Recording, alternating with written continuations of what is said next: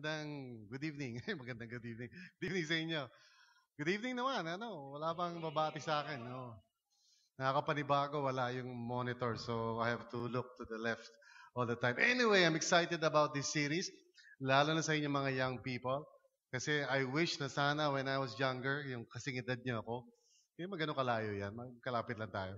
But when I was younger, marami akong mga naging problems when it comes to relating with people dahil wala naman akong ganitong mga experiences tulad ninyo, coming to church, listening to messages like this.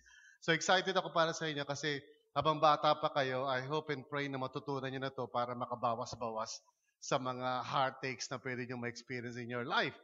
Especially as you relate with people, Siyempre, lahat naman tayo nakikipag-relate, di ba? Taas na kamay nakikipag-relate. Okay, pag di nagtaas na kamay yan, siguro island yan. Yan ang di nakikipag-relate yan. But anyway, we're all involved in relationships one way or the other. No? At buong buhay naman natin, totoo yan. We will always be involved in some kind of relationship. Hindi lang yung mga romantic relationship, but all kinds of relationships. So please join with me sa series na ito. I'm going to teach you malamang for the next 3 Fridays. Oh, depende. There might be an opportunity also for Pastor Regina to handle one of the sessions. And I'm sure pagkatapos itong gabi na to, she would be very, very much interested to teach at least one of the sessions pagkatapos ito. Okay? Kaya nandito siya ngayon. So, ginigrade niya ako. So, parang, I hope na pumasa. But anyway, let's just pray and ask God to be with us tonight. So, Heavenly Father, maraming salamat po, Lord. It's true, Panginoon, na we don't want to be abused or disrespected. We want to set boundaries sa buhay namin. But at the same time, Panginoon, this is a tricky issue, alam ko, sa mga young people because young people, of course, at their age, Panginoon, they're always wanting na ma-please sa mga tao sa paligid nila, not wanting to be parang out of the picture or maging OP, Panginoon. So I just pray na tonight as well as yung mga next nights sa Friday nights, these young people will just learn and grow in God's will and God's knowledge para sa ganun, Lord, bawat isa ay mag-develop at mag-grow sa area din ng mga relationships. So Lord, thank you so much, Panginoon. Maraming salamat sa goodness and mercy mo sa amin in Jesus' name. And everybody say amen. Yeah, all right. Okay. So just to give you an idea of what we're going to be talking about sa series na to, tonight, pag-usapan natin yung what are walls and fences. And then next Friday, pag-usapan natin signs of broken fences. Some of you don't know na broken na yung fence nyo. No? First, hindi nyo alam kung ano yung fence, alright? So I'll talk about it tonight. Tapos, October 18, rebuilding your fences. Okay, rebuilding your fences. And then finally, respecting fences. In other words, hindi lang naman ikaw may fence, pati ibang tao may fence din. Okay? So tonight, we're going to talk about what are walls and fences. Sabihin nyo nga, ano ba yun? Hindi yata kayo interesado. Uwi na ako, ha? Sabihin mo sa katabi mo, ano ba yun? Ano ba yung walls and fences? Okay, that's a good question, and that's where we're going to start. And in order to answer that, ang gagawin natin is we're going to look at a couple of passages muna sa New Testament. So, okay, we're going to look at that. Tapos sa aralin lang natin yan. And out of that, I'm going to share with you 5 principles. Okay? Mula sa 5 principles na yon, saka ko i-define ngayon kung ano yung walls and fences. So if you have your notebooks, better take down notes, okay? Kasi I'll be teaching you today. Okay? Klase tayo today. So sabihin mo sa katabi mo, welcome classmate. Okay, klase tayo today. And we're going to talk about this. Okay, so let's look at the couple of passages. First is Galatians chapter 6, verses 1 to 6. Explore lang natin yan. Okay? Sabi rito, brothers and sisters, which includes all of us. Anybody di included sa brothers and sisters? Hindi kayo kasali? Suset, hindi ka kasali sa brothers and sisters? Kasali ka rin. Okay. Okay. So we're all included, brothers and sisters. If someone is caught in a sin, now, yun yung if, right? How many of you, every now and then, nagkakasala kayo? You just be honest with me. All right, good. So lahat tayo dyan. So if anyone is caught in a sin, in other words, if somebody is, messing up or doing something sa buhay niya na hindi tama, Okay? Very general ito. Nothing in particular. Hindi yung pumapatay ng tao, kasama yun siyempre.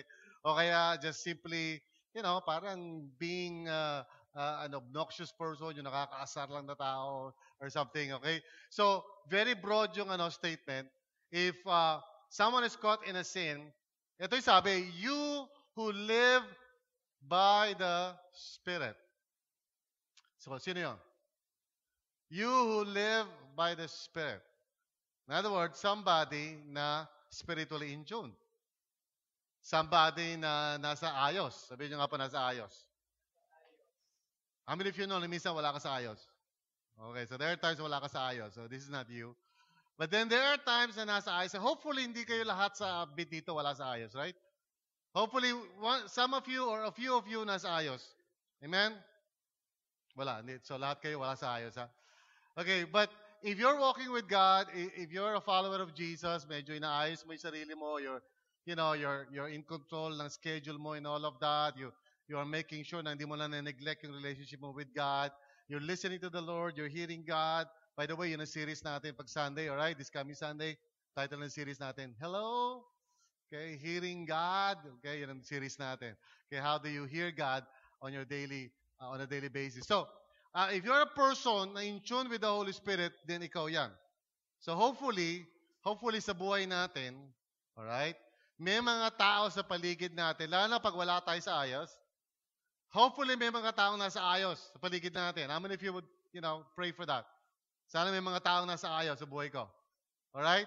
Ang may nakakalungkot naman, at isa clap, Kuya Cesar, kung wala ka sa ayos, wala ka sa focus kay Lord, and then lahat ng double cuts mo, ganun din. So, nakikiramay ako sa'yo. Sabi mo sa katabi mo, nakikiramay ako sa'yo. Okay?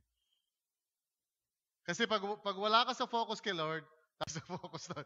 Okay? So, hopefully, you surround yourself with friends. Ilan sa inyo meron double cuts sa mga barkada na kahit paano naman nasa ayos ang buhay, spiritually speaking.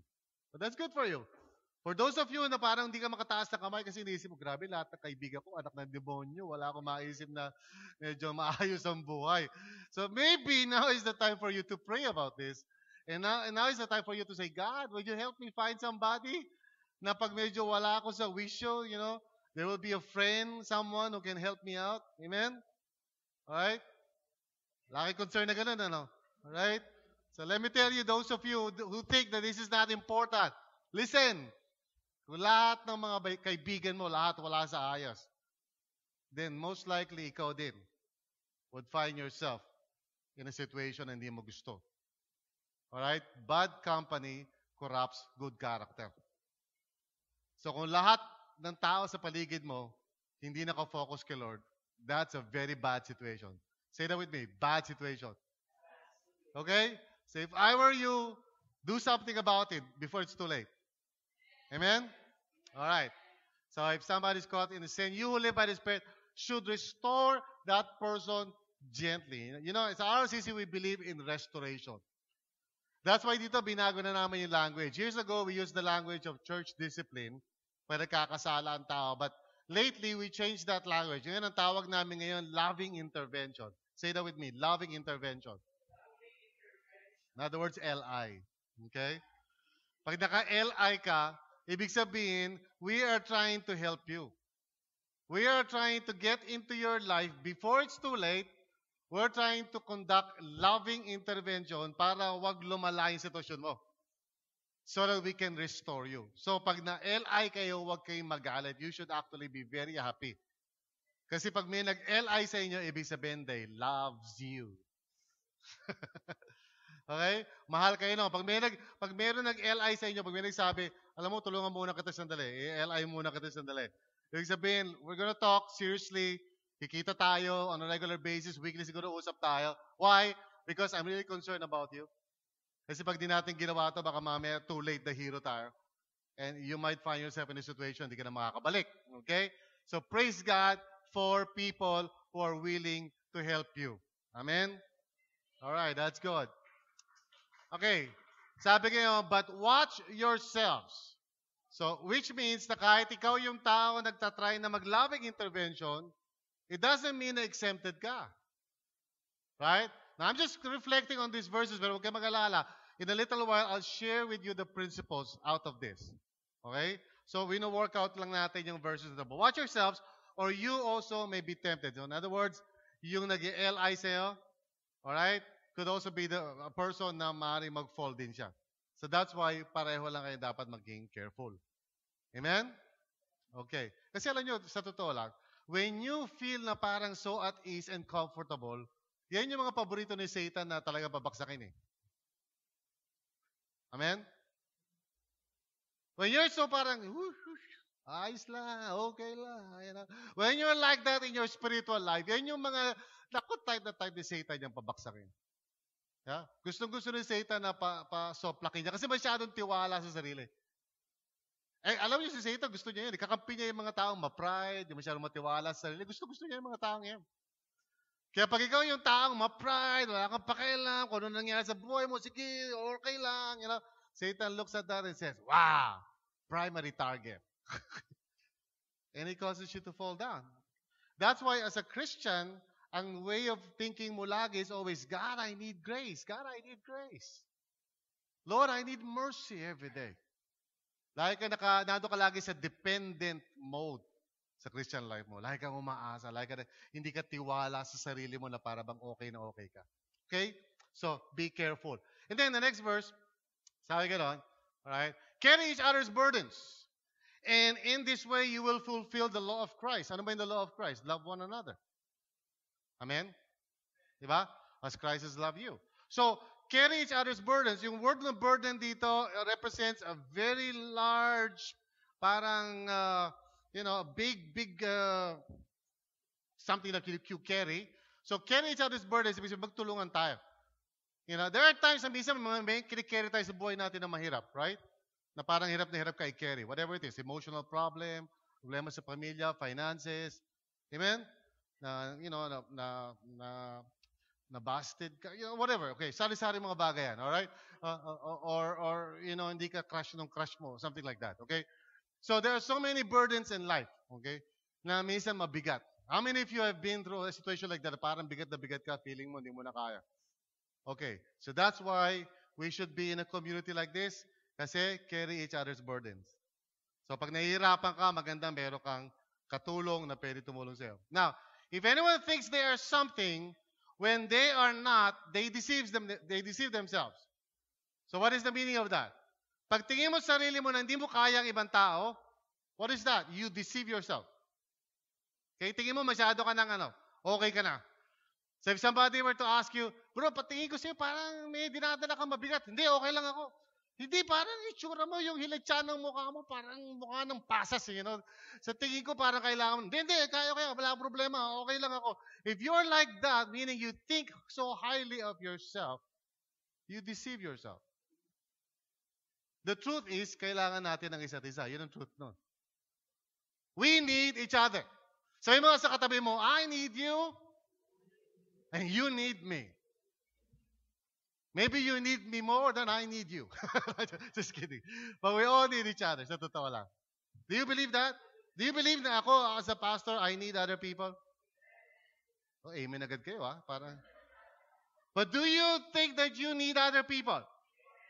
Alright, that's good. Kasi this series na to, I will be really emphasizing the fact that we need others sa buhay natin. Because really, we live in a world kung saan parang, parang virtue, parang okay yung pag wala kang pag independent kayo, wala kang kailangan sa ibang tao, pag parang tipong lakas-lakas mo, parang tingin ng mga tao sa'yo, wow, ang galing mo But that's a deception. The truth is, hindi tayo kinrate ni Lord ng ganun. Kinrate tayo ni Lord in such a way that we need connections. We need other people. Yan ang reality sa buhay natin. Amen? Alright. So, if anyone thinks they are something when they are not, they deceive themselves. And the next one, each one should test their own actions. Then they can take pride in themselves alone without comparing themselves to someone else. For each one should carry their own load. Now, isn't that parang opposite ng binasa ko kanina? Each one should carry his own, diba? We should carry each other's loads. Kasi dito, ang tinutukoy naman dito is something smaller naman. Something smaller. Meaning to say, each one should carry their own load means meron kang responsibility. There are things na sa iyo yun. It belongs to your court. Okay? So sabi rin, each one should test their own actions. Magkaroon ka ng sarili mong, responsibilidad about your life. Hello? Nakikinig ba kayo? Buhay pa ba kayo? Ganito ba talaga dito sa upbeat para mga patay yung mga tao? Ha? Ang upbeat, parang, upbeat di ba? Pero pag tinitingnan ko kayo, parang hindi kayo upbeat. Okay? So show the person beside you na upbeat ka. Wala ka kwenta-kwenta talaga. Upbeat daw talaga yan. Okay, let's continue. Sabi ng isa, upbeat ako. So wala rin. Okay, each one should test their own actions, then they can take pride in themselves alone. Na hindi pride negative sense of pride. Ibig sabihin, as you look at your own life, you can actually say, well, okay, I think I'm doing all right. Okay? I think yung life ko nasa tama. Okay? Pag wala sa tama, siyempre dapat don't deceive yourself and say, please, I need help. Okay? Pero pag okay naman, you should be able to say, well, praise God, I'm doing okay. Diba? Sabi niya ganito, without comparing yourself to somebody else. Kasi isa yan sa palatandaan ng insecurity ng isang tao when you're always comparing yourself with somebody. Kasi when you compare yourself with somebody, alin sa dalawa yan, you would feel na parang inferior ka sa kanya. Kasi mas pogi siya, mas maganda siya, mas matalino siya, whatever. Or feeling mo mas magaling ka sa kanya, mas matalino ka, mas maganda ka, there's always, whenever you compare, there's always a problem of identity doon. So, don't compare yourself. Okay? Huwag mo kino-compare yung sarili mo. May mga taong maaaring mas maganda sa iyo. Sabi mo sa katayo mo, may mga tao na mas maganda sa akin. Mahirap sabihin. Pero totoo. Okay. Sabi mo, may mga tao na mas matalino sa akin. Nabibilaukan ako. Pero totoo. Now, at the same time, meron din naman tayo mga strengths. So there's no need to compare yourself. Right? Bawat isa sa inyo, meron kayong something that makes you, unique. May strength kayo. Right? Kahit na yung kumain, yun ang strength mo. Kumain. Okay na rin yun. At least may strength ka. For each one should carry his own load. Okay. Now, nevertheless, out of nowhere, itong sinabi. Nevertheless, the one who receives instruction in the word should share all good things with their instructor. Now, saan nanggaling yan? Well, Paul is trying to say na bagamat, okay, there are times na wala ka sa ayos, so you should ask for help. And there are times na okay ka naman, so that's good for you, alright? May mga responsibility ka sa buhay mo. Pero sabi niya dito sa verse 6, always remember na tayong lahat, we should always be in the process of being transformed. And there should always be somebody na mas nakakaangat sa atin who can teach us and help us to grow. In other words, mentoring. It's always good na meron somebody sa life mo na medyo nakakaangat sa iyo, spiritually speaking, so that person can help you sa buhay mo. Because nobody is perfect. Amen? Alright, now let's go to the next verse. Next verse is Matthew 18. Okay? Matthew 18 says this, if your brother or sister, so taas ang kamay kung kasama kayo doon sa brother or sister. Okay, yung iba hindi nagtaas, they're confused about their gender. If your brother or sister sins, again, very generic.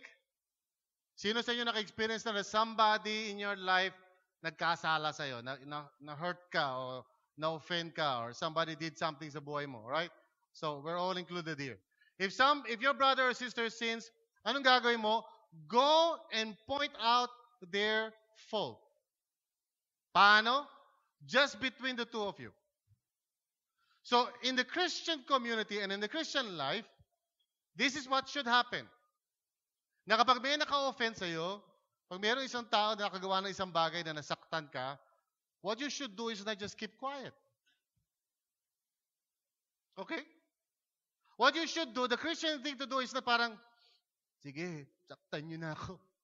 Basura naman ako eh. Basura. That is not the way to handle it. In the Christian life, if you get hurt or offended, and we're going to go back to this kasi importante ito. what you should do is go to the person, at sabihin mo sa kanya na hurt ka. Amen? Alright. And then, if they listen to you, you have won them over. In other words, ang priority mo talaga, hindi yung feelings mo. Ang priority mo, hindi masira yung relationship. Are you listening? Because some of us, masyado nakafocus sa mga relationships natin, especially if you're a young person, di ba? Kasi pag young person ka, di ba? Nasaktan ako.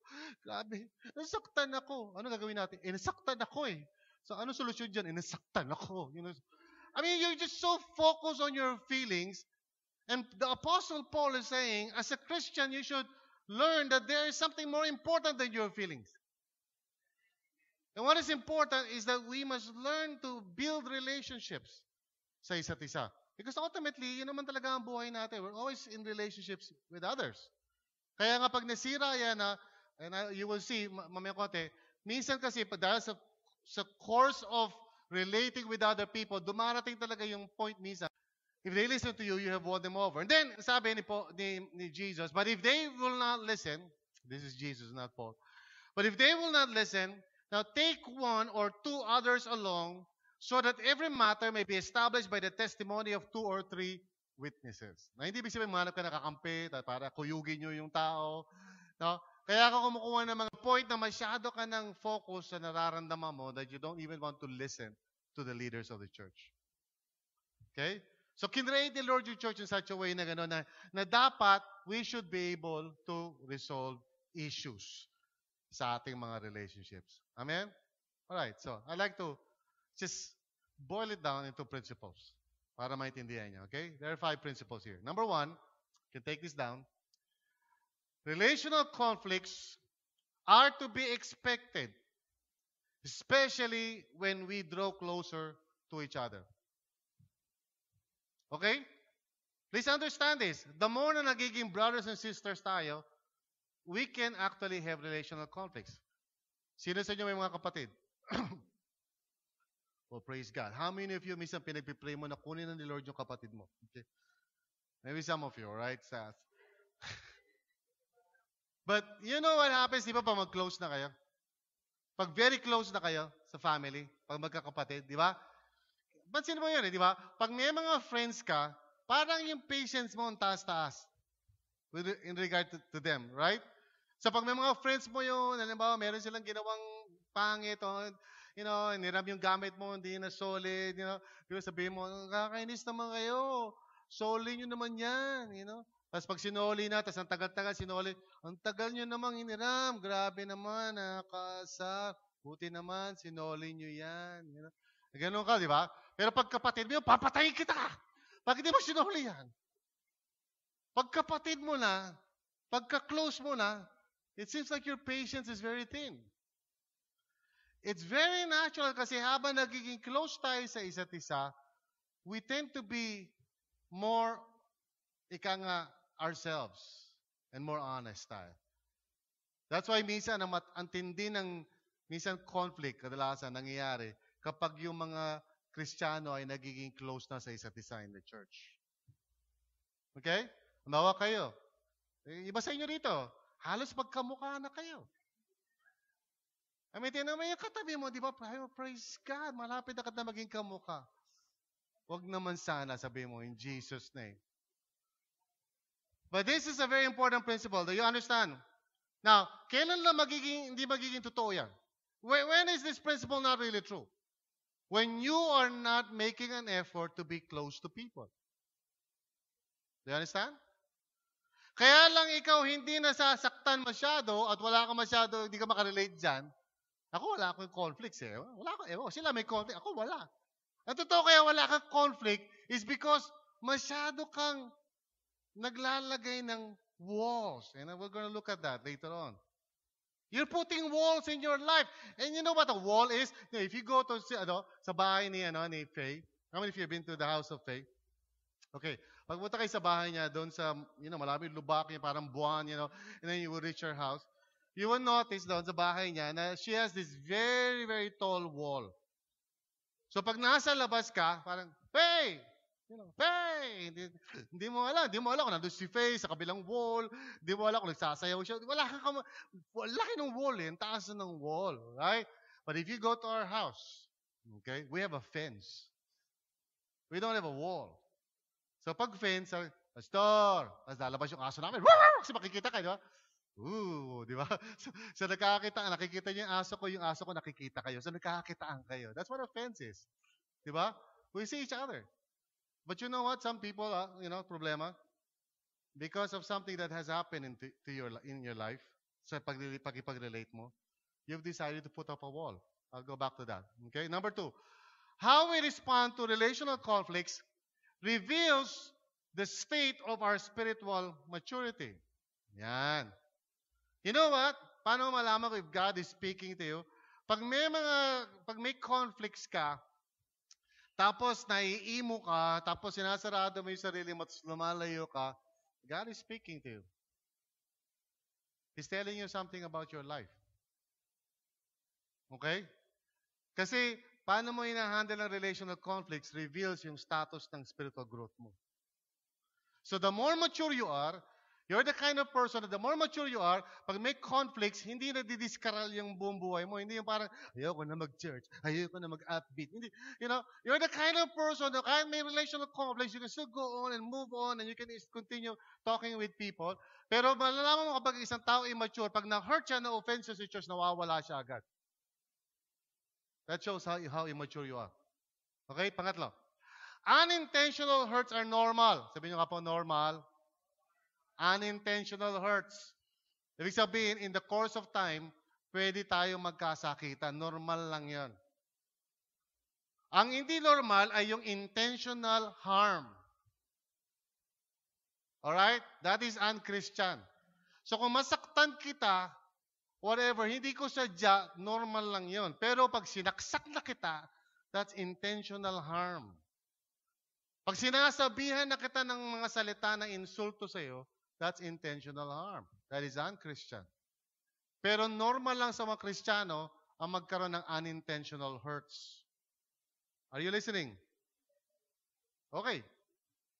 Number 4, when we confess our hurts, we become authentic. Pag sinabi mo sa isang tao, you know what, na-hurt ako sa iyo, sinabi mo kanina, that's authenticity. That shows na meron kang integridad. That shows na meron kang identity. Kasi sinasabi mo kung anong boundary mo. You're saying na yung ginawa sa'yo na yun, hurt you.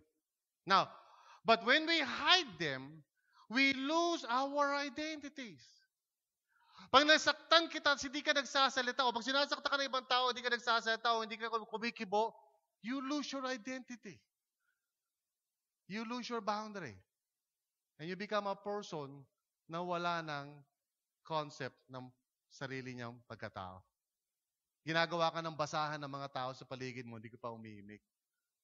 You see, true Christian maturity is, kapag ikaw ay nasaktan, you tell people about it. And you say, please, wag niyong gawin yan. Alright? And then finally, resolving hurts leads to better relationships. Amen? Resolving hurts leads to better relationships. Denying them leads to failure in relationships. Sino sa inyo gusto magkaroon ng, most of you, right? The rest of you, gusto nyong makaaway ang buong mundo. Tumira kayo sa Syria. Okay? But listen, resolving hurts. Pag nire-resolve mo yan, that's why we're teaching people here in peace process. When you know how to resolve hurts, magkakaroon ka ng magagandang relationships lagi. Kasi hurt is part of relationships eh. Talaga magkakaroon ng hurt. Amen? So kung marunong ka mag-handle niyan, that would really help you na magkaroon ng magagandang relationship sa buhay mo. Amen? Sino sa inyo na hurt na? Okay, so question, hinahandle mo ba properly yung hurts mo? O binaon mo na lang? Saktan ako. Sinaktan niya ako. Ililibing ko na lang. How do you handle hurts? Okay, so, let me define walls for you. Okay? Here's what the wall is. Walls are responses to hurts to avoid further hurts. Are you listening? A wall is simple yung response mo kapag ikaw ay nasaktan in order na huwag ka na masaktan muli. Ganun lang. In other words, yun lang talaga pinaka-goal mo. Ayaw mo na masaktan. Sino sa inyo hindi nyo na-enjoy na yung pag na-hurt kayo, hindi nyo na-enjoy? Lahat naman siguro, di ba? Kasi sadista ka kung na-enjoy mo. Saktan mo ako, please. Saktan mo ako. Ay, sarap. Saktan mo ako. You know? Wala namang ganun siguro, right? Di ba? Lahat tayo para sasaktan, ang instinct natin is ayoko na ng masakit, right? Di ba, pag tayo ay nasugatan, no? Tapos nilagyan pa ng alcohol. Tama, di ba? Sakit na eh, di ba? Sasaktan mo pa, right? So in the same way tayo, pag nasasaktan tayo sa relationships, we try to avoid more hurt. So let me give you some examples. You know, okay, we don't have much time, but let me give you some examples. One example ng building up a wall is called pretension. Alam mo yun? Kukunwari ka. Di ba? Hi, Justine! Hello, Pastor! Di ba? Pero sa isip-isip lang niya, galit ako sa iyo, Pastor. Pretensions. Do you know people who are pretensions? Mali. Do you know people who pretend? Ano nangyari sa akin? Pretensions. Tatawa-tawa ka. Okay. Pretension. Nagpe-pretend. Kunyari, wala. Here's another example. Becoming a trying hard comedian. Nakakita ka rin sa taong patawa ng patawa kahit wala naman sa tiyempo. Diba? Pag nasa isang grupo, tapos nagkakaroon ng seryosong usapan, papatawa siya. You know what? That's a wall. Nagpapatawa siya para maging serious ang usapan. Okay, here's another example. Manipulation. Na-manipulate mo yung mga tao. Halimbawa, you know, iyak-iyak ka, you know, para tumigil na kung ano man yung nangyayari. Or siyempre magdadabog ka o magwawala ka para hindi ka na makausap. Tataasan mo yung boses mo, sisigaw ka para lahat ng tao matakot. Okay? So you manipulate people. This is your way of putting up a wall. Kasi na-hurt ka eh. Here's another one. Control freak. Gusto mo makontrol lahat ng bagay, lahat ng tao. Pag medyo iba yung ginagawa nila, nai-stress ka. Alright? And here's another one. Unhealthy jealousy. Ba't ka tumitingin sa kanya? Tinitingnan mo siya. Tatay ko yun eh. Ano ka ba?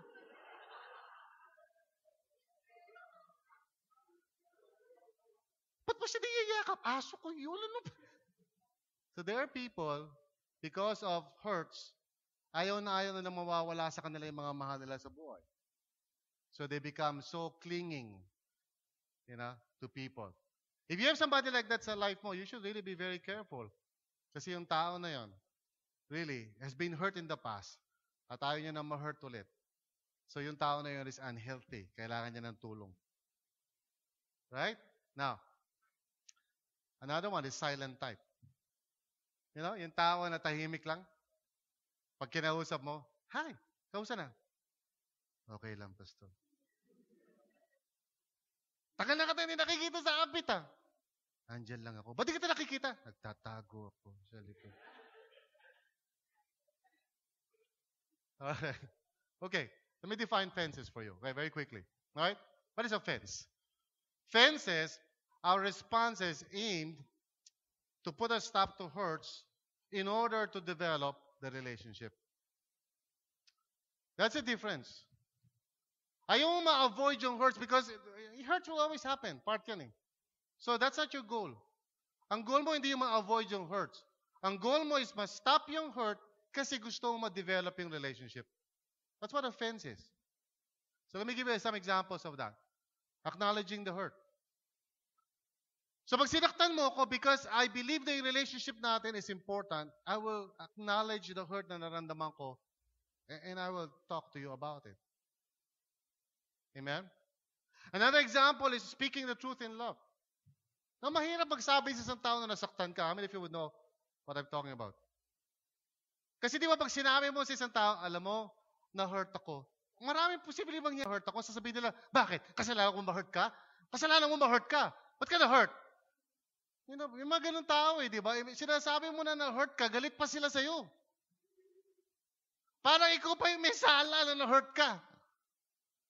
Imbis na sabihin na lang nila na hindi ko akalain na na-hurt kita. But that takes courage and faith. Because a person who values the relationship will tell you the truth in love. Na na-hurt siya. Here's another one. Defining responsibility. Naalala niyo binasa natin yung verse kanina? You confront a person and you tell him na nagkasala siya sa'yo. And then, you let him decide kung anong gagawin niya from there on.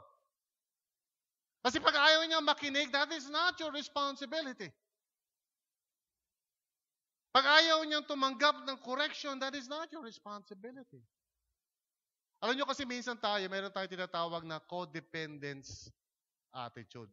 Yung bang parang feeling natin kailangan saluhin natin lahat ng mga tao sa paligid natin, kahit na sila na yung mali. Alam mo, minsan mayroong mga tao na you care about, may ginagawa na silang mali sa buhay nila. Sinasalo mo. Kasi ayaw mong pariwara sila. So ikaw lagi ang parang nagsasalba sa kanila when they're doing wrong. Imbis na ma-experience nila yung consequence sa kanilang ginagawa, sinasalo mo sila para wag nila ma-experience yung mali. Okay, this happens all the time sa buhay natin, sa paligid natin. There is somebody who's making a wrong choice sa life niya. So, imbis na hayaan mo siya na kasi ganoon naman talaga ang mundo, di ba? Okay? Pag nilagay mo yung kamay mo sa apoy, sino nakakita na ng apoy? Okay. Ano mangyayari pag nilagay mo yung kamay mo sa apoy? Mapapasok ka. That's the law of nature. Pag nilagay mo yung kamay mo sa apoy, aray! Di ba supposed to be ganun? What if it's a different kind of world? Pag nilagay ko yung kamay ko, tapos nagiging kulay itim na, tapos lumiliyab-liyab na parang si Torch, tapos puro buto na lang, that would be a weird world, right? So in other words, ganito yun. Let's say nagdodroga ka. And I tell you, Brad, tigil mo na yan. Hindi na ayaw mo makinig. Brad, wag na ganyan. Tuloy ka pa rin. Hindi nahuli ka. Tapos nakulong ka. If I love you, hindi kita ilalabas sa kulungan. Hello?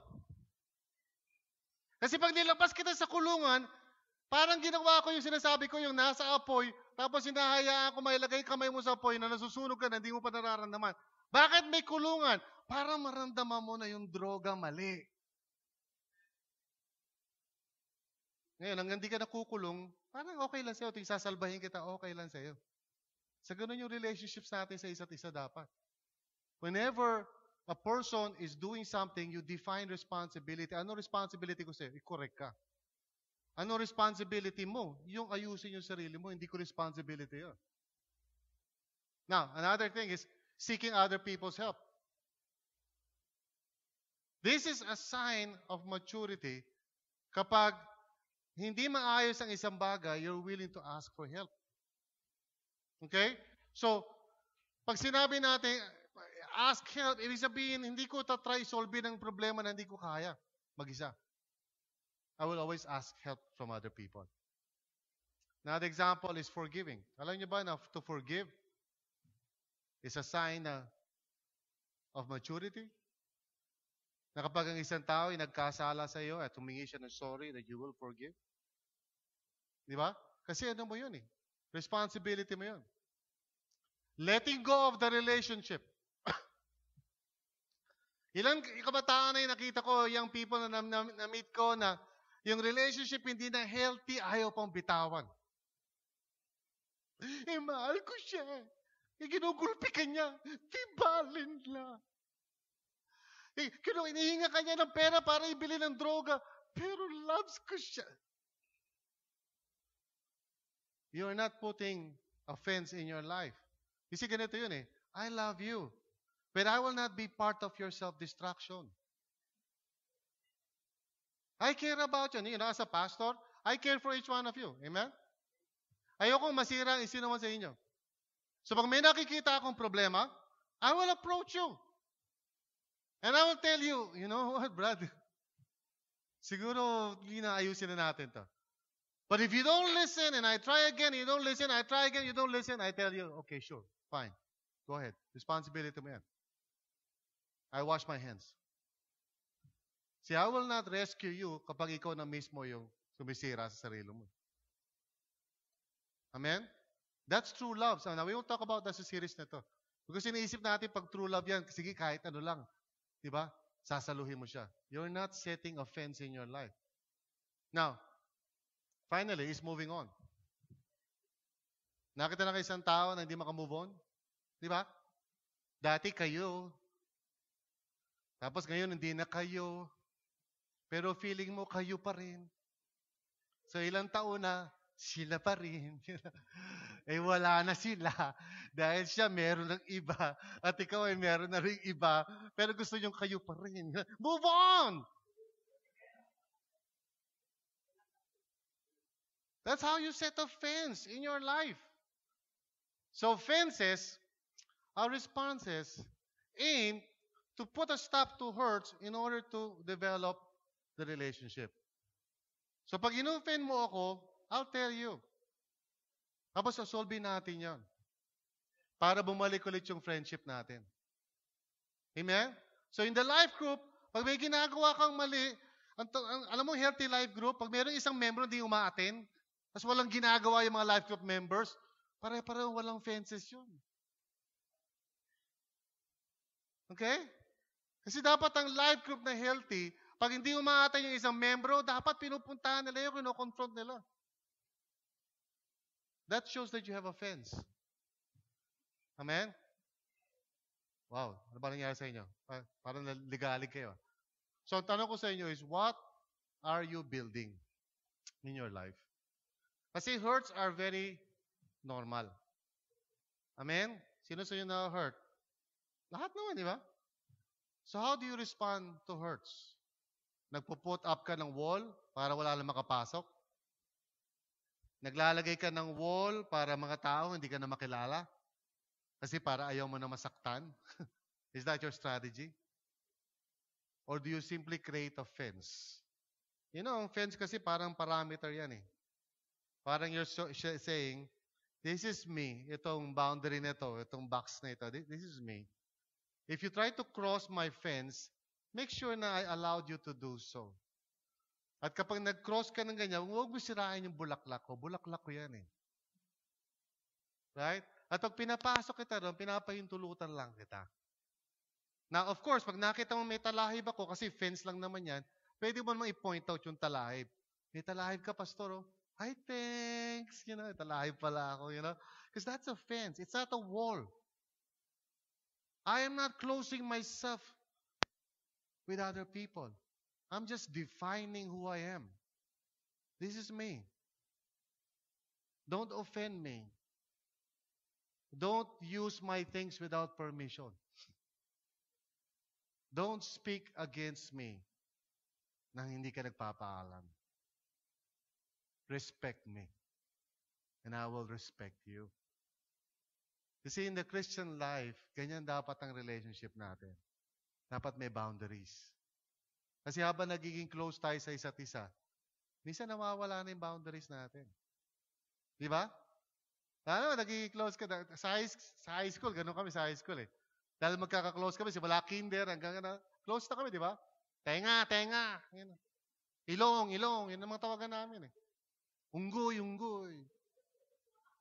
And because we're so used to each other, we don't respect each other anymore. Kaya nung medyo matatanda na kami, 50 anyos kami, nag-reunion kami, siyempre hindi mo ina-expect na unggoy. 50 anyos ka na eh. Diba? Marunong na kayo gumalang sa isa't isa. Ibubulong mo na lang, tenga. Now in the church today, kayo, upbeat, I want you to grow as a community of faith. Pero wag dapat i-compromise yung... Amen? Pero please don't put up a wall. Don't put up a wall. Kasi kung nasaktan ka man, it doesn't mean lahat ng tao sa bundong ito sasaktan ka. Nagkataon lang siguro na yung tao na yun na nanakit sa'yo, hindi siya marunong magmahal. Pero dito sa RLCC, we all are trying to learn how to love each other. Amen? Will you just stand up right now?